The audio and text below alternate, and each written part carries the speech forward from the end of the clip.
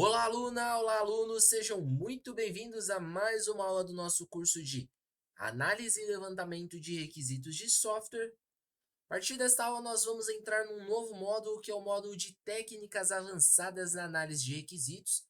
Acredito que é um dos módulos mais importantes até aqui, se não o módulo mais importante, módulo que nós veremos muitas coisas na prática. Só que antes de nós adentrarmos em detalhe e ver o que vamos estudar, vamos precisar passar por um conceito no qual a área do TI, pelo menos na maioria das áreas, levando em consideração análise de requisitos, desenvolvimento, área de design, olha bastante, que é a orientação a objetos, ou OO. Então, se você já fez uma graduação, somente análise e desenvolvimento de sistemas, você já ouviu falar de programação orientada a objetos, né? Que é a POO, mas em questão existe a orientação de objetos num contexto geral, e a parte da área de análise de requisitos utiliza bastante o conceito orientado a objetos. Então eu decidi passar isso daqui para vocês, mesmo que de uma forma superficial, porque se for adentrar em detalhes sobre orientação a objetos, vai dar um curso separado sobre isso. Então, assim, não convém e nem me cabe passar em detalhes para vocês. Infelizmente, não há tempo para isso. Mas futuramente eu pretendo fazer um curso só sobre a orientação a objetos, para trazer de uma abordagem mais detalhada, mais robusta e, claro, mais aprofundada, tá bom? Mas o que eu preciso que vocês entendam antes de nós entrarmos na parte prática é justamente sobre o que é orientação a objetos, por que que ela é dita dentro da área do TI e, claro, por que que a análise de requisitos utiliza esse conceito e esse tipo de técnica, tá bom? Bom, vamos lá. A orientação a objetos, como eu mencionei, é a OO, é um paradigma de programação fundamental e uma abordagem de design de software que revolucionou a forma como os desenvolvedores de sistemas de software constroem os sistemas, programam e por aí vai. Ela se baseia no conceito de objetos como entidades fundamentais para representar dados e funcionalidades de um programa.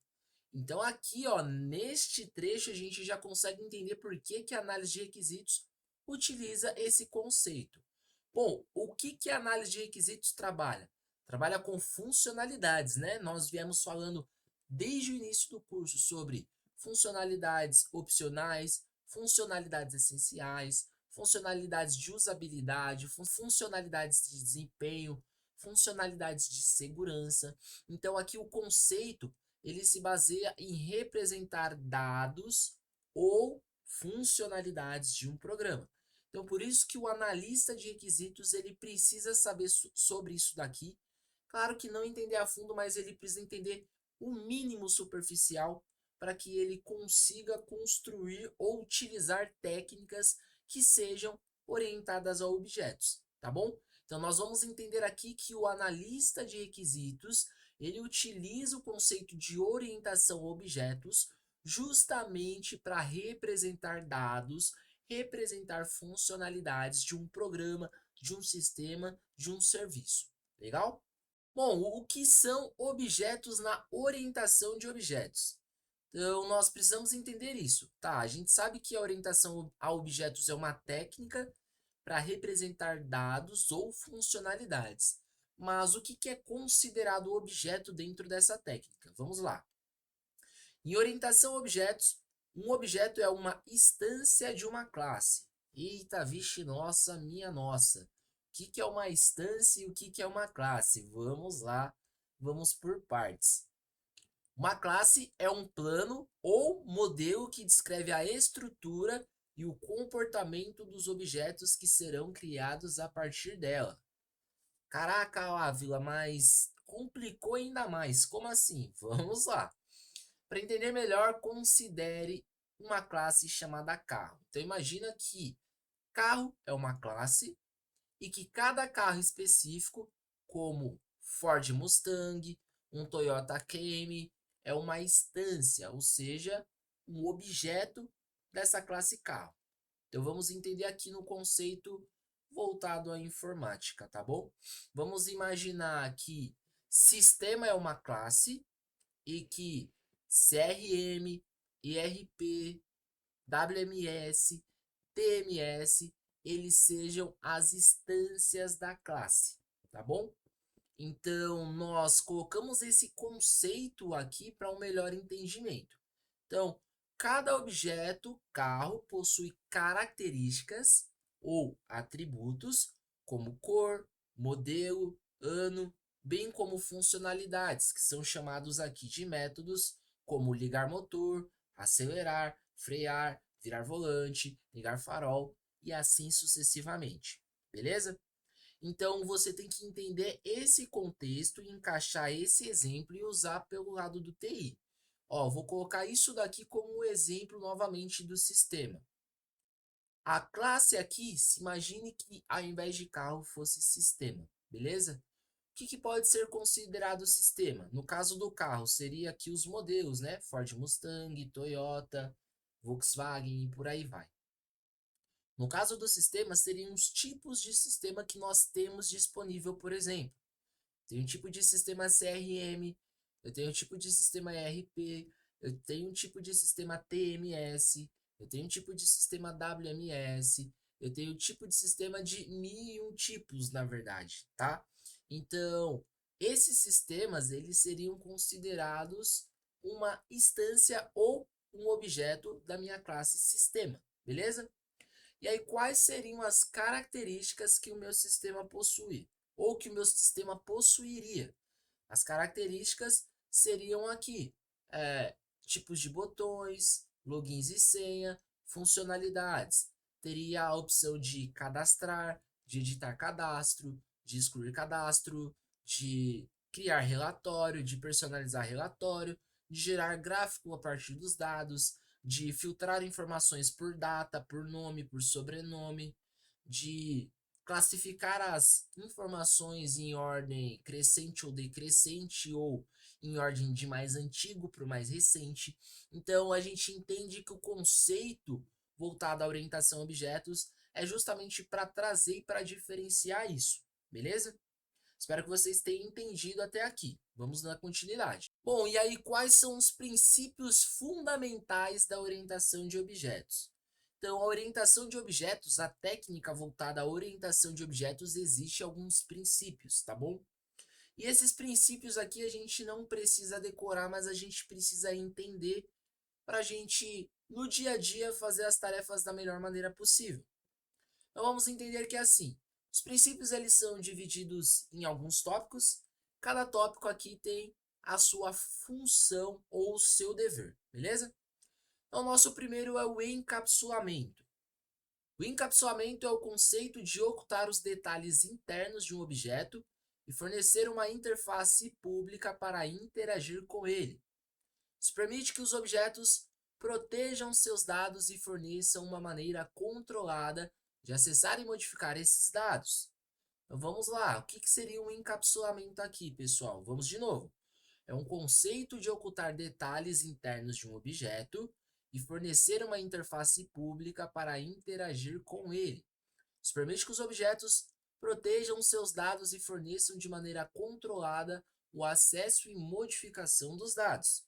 Eu vou colocar aqui o banco de dados que tem os cadastros de funcionários de uma empresa.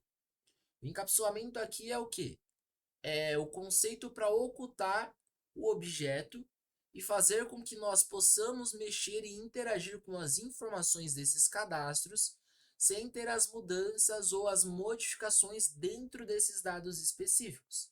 Então, vou dar o um exemplo aqui que uma grid que me fornece informações cadastrais desses meus funcionários tem um encapsulamento porque permite eu visualizar as informações, muitas vezes dependendo do meu tipo de usuário.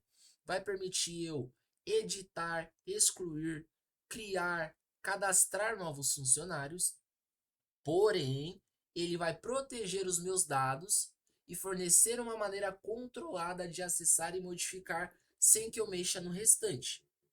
Bom, o nosso segundo tópico aqui chama-se abstração. A abstração é a simplificação de objetos complexos, destacando apenas os aspectos relevantes para a interação. Isso permite que os programadores se concentrem nas informações importantes e ignorem detalhes desnecessários. Então, aqui, quando eu uso a técnica de abstração, eu estou dizendo que eu quero destacar pontos importantes, requisitos ou funcionalidades que são necessárias, que são obrigatórias, que são essenciais, e eu estou tirando a atenção daquilo que não importa, do que não é tão importante, do que não é tão crítico, do que não é premissa, para que os desenvolvedores, os programadores, quem vai criar, quem vai codificar, se concentre apenas nas informações relevantes e ignorem todo o restante, beleza? Então, quando nós fazemos isso, isso é chamado de abstração. O nosso terceiro chama-se herança. A herança permite que uma classe herde atributos e métodos de outra classe. Vamos lá. Quem é a classe? A classe ela pode ser uma subclasse ou uma classe derivada, e a outra classe ela pode ser uma superclasse ou uma classe pai. Geralmente a gente chama assim. Isso promove a reutilização de código e a criação de hierarquias de classes. Quando eu falo de herança, pessoal, aqui eu estou olhando para um lado de construção, um lado de codificação, só que não está voltado somente para análise de requisitos, tá bom? Como eu falei no início dessa aula, estou dizendo que orientação a objetos ela é trazida para várias áreas dentro da tecnologia, inclusive a área que mais utiliza orientação a objetos é a área de desenvolvimento, tá bom? Então, quando ele está falando aqui sobre reutilização de código, herança, reaproveitamento, ele está falando ao lado do desenvolvedor, tá? Então, imagina assim que o desenvolvedor ele criou um botão de filtro para fazer filtragem das informações dos funcionários, trazendo mais uma vez o quadro de funcionários aqui, beleza? Então, dentro desse filtro, ele programou, ele codificou, ele fez todo o trâmite necessário para que o filtro ele realizasse filtro por nome, por sobrenome, filtro por busca, né, de CPF, RG, por código do funcionário, por data de nascimento, por endereço, por região, por cidade, por CEP, por estado e por aí vai. Beleza? Aí imagina que talvez ele precise criar um outro filtro, só que ele precisa criar um filtro para produtos ou para estoque da empresa, tá? Então ele precisa fazer ali o controle de entrada e saída, controle de quantidade, controle pelo produto, pela data de validade, pelo valor e por aí vai. A herança ela pode ser trazida nesse contexto por quê? Porque parte do código do filtro que ele fez anteriormente, ele pode reaproveitar e mudar pequenas informações ou fazer pequenos ajustes para que ele consiga fazer um segundo filtro para uma outra ocasião. Ou seja, isso é um reaproveitamento do código. Isso é trazido como uma herança, tá? Estou colocando assim de um modo superficial, bem genérico. Claro que envolve mais detalhes, não é bem por aí, mas para vocês terem um entendimento de como funciona. Legal? O nosso quarto é o polimorfismo. Polimorfismo permite que objetos de classes diferentes sejam tratados de maneira uniforme, desde que compartilhem uma interface comum. Isso facilita a criação de código flexível e extensível. Então, quando eu falo de polimorfismo, eu estou falando de diferentes dados, diferentes objetos, tá? Diferentes informações, e elas são tratadas de maneira uniforme desde que compartilhe uma única interface. Então, quando eu falo de polimorfismo, por exemplo, quando eu quero juntar informações que mesmo são diferentes ou estejam em bancos diferentes, mas que estejam dentro do mesmo sistema, dentro da mesma interface, por exemplo. E aqui nós temos um conceito de como a orientação a objetos ela geralmente é aplicada, tá bom? Então aqui novamente estou colocando para o lado voltado a desenvolvimento, mas você precisa ter um entendimento de algumas coisas, tá? Olha só, a orientação a objetos é amplamente aplicada no desenvolvimento de software em várias linguagens de programação, incluindo Java, C++, Python, C Sharp, JavaScript, PHP, Angular, Vue e React e por aí vai, beleza? E aí aqui nós temos algumas maneiras pelas quais elas são usadas. Então, onde e o porquê ela é usada? Ela é usada primeiramente no desenvolvimento de software. Então, as pessoas que programam utilizam a programação orientada a objetos. Então, existe o conceito orientação a objetos, beleza? A orientação a objetos é usada para modelar e organizar o software em objetos reais e as suas interações. Isso ajuda a criar sistemas mais compreensíveis, manuteíveis e escaláveis, beleza? Segundo, é usado também no design de interfaces gráficas. Opa, estamos chegando em algum lugar. Quem está fazendo geralmente design de interface ou quem em alguma ocasião vai fazer algum mapeamento, algum desenho do software, algum esboço? O analista de requisitos. A interface gráfica aqui a gente pode até colocar como um user experience, né, o tal do XUI, mas para um outro contexto a gente pode enquadrar aqui o analista de requisitos. Então, olha só, em interface gráficas de usuário, o GUI, né, que é a abreviação de Graphic Users Interface, né, é a abreviação em inglês deles ali.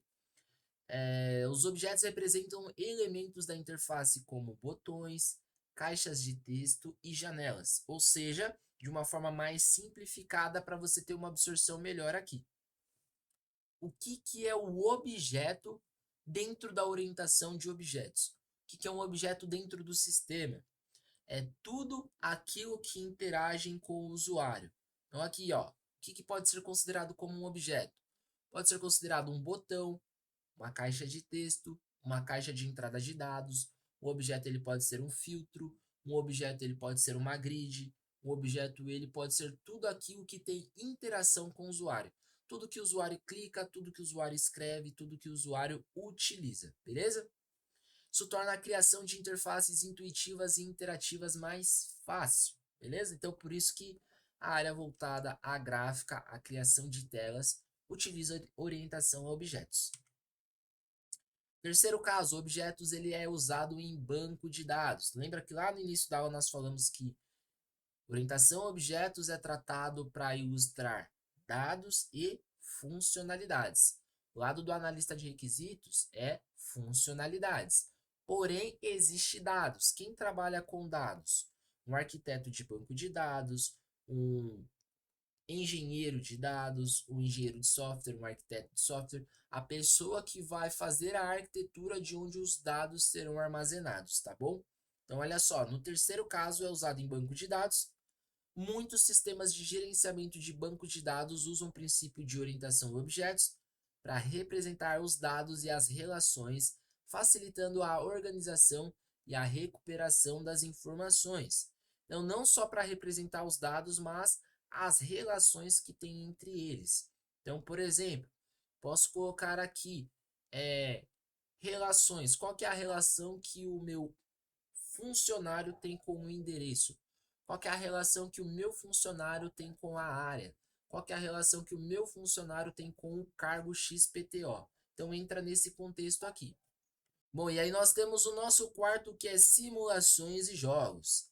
A orientação a objetos é usada para modelar personagens, objetos e ambientes em jogos e simulações, permitindo interações complexas. Aqui a gente está vendo que o lado da orientação a objetos para simulações e jogos, para o desenvolvimento, para a criação de jogos, por exemplo. Então, dentro dos jogos, o que pode ser considerado como os objetos? Os ambientes, os personagens, os itens.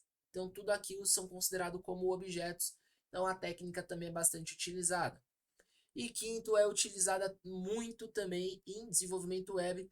Talvez aqui é onde vocês mais peguem e se assimilem sobre o que pode ser considerado um objeto. Olha só, frameworks de desenvolvimento web como Ruby, Rise e Django, que é o Python, são baseados em orientação a objetos para facilitar a criação de aplicativos web escaláveis e modulares. Vamos colocar aqui desenvolvimento web, mas vou colocar aqui também como desenvolvimento mobile. Imagina lá o aplicativo do iFood. Todo mundo aqui, eu tenho certeza que tem o iFood instalado, que pede pelo iFood em algumas ocasiões. O que são os objetos dentro do aplicativo do iFood? Bom, são os banners promocionais, são os restaurantes, é o campo de busca que você digita o que você quer, é o item de carrinho que você consegue clicar ou, né, selecionar a partir do touch do seu mobile e ver os itens que estão no carrinho. São os opcionais de adições, né? Se você vai querer mais de um item daquele que você selecionou ou se você quer retirar todos. Os objetos podem ser ali os botões que você tem, as escolhas que você possui para pagamento. Tudo isso é considerado como um objeto. Então, em conclusão geral, o que, que nós tiramos de tudo isso daqui? A orientação a objetos é uma abordagem poderosa para o desenvolvimento de software que promove a modularidade e a reutilização de código, a organização eficiente de sistemas complexos. Ela é amplamente adotada na indústria de software devido à sua eficácia na criação de sistemas robustos e flexíveis. Para programadores, compreender o princípio e o conceito de orientação a objetos é fundamental para se tornarem desenvolvedores eficazes e versáteis, beleza? Então, o conceito geral aqui no qual eu estou trazendo é que a orientação a objetos ela é mais usada no desenvolvimento de software, beleza? Porém, como eu mencionei, outras áreas voltadas à tecnologia utilizam desta técnica para facilitação. Por que, que eu estou passando isso? Por que, que eu quero que vocês entendam isso? E a partir das próximas aulas, nós vamos iniciar algumas coisas práticas. Vamos começar a trabalhar com diagramas, vamos começar a desenhar, ilustrar. Então, nós, quando formos construir, quando formos levantar requisitos, nós vamos precisar entender dentro desses requisitos, dentro dessas funcionalidades, dentro desses dados, o que é encarado como objeto, o que nós vamos desenhar, o que nós vamos transcrever para passar para os próximos responsáveis para a criação daquele produto, daquele serviço, daquele sistema, que aí são os desenvolvedores. Então, nós, como analista de requisitos, nós precisamos saber por quê. Porque são termos e conceitos técnicos. E esses termos e esses conceitos técnicos os desenvolvedores utilizam, os desenvolvedores gostam, os desenvolvedores precisam. Então, nós, como os responsáveis por mapear, levantar, descrever, transcrever, desenhar, precisamos entender para passar adiante da melhor maneira possível, com mais detalhes possível e assim sucessivamente. Espero que vocês tenham entendido, principalmente que vocês tenham gostado, que vocês consigam absorver isso daqui. Sei que é um pouquinho chato, um pouquinho complexo, mas à medida em que vocês fizerem leitura, releitura, tiverem exemplos, vocês vão conseguir assimilar melhor. Por enquanto, eu me despeço por aqui. Fica com Deus e até breve.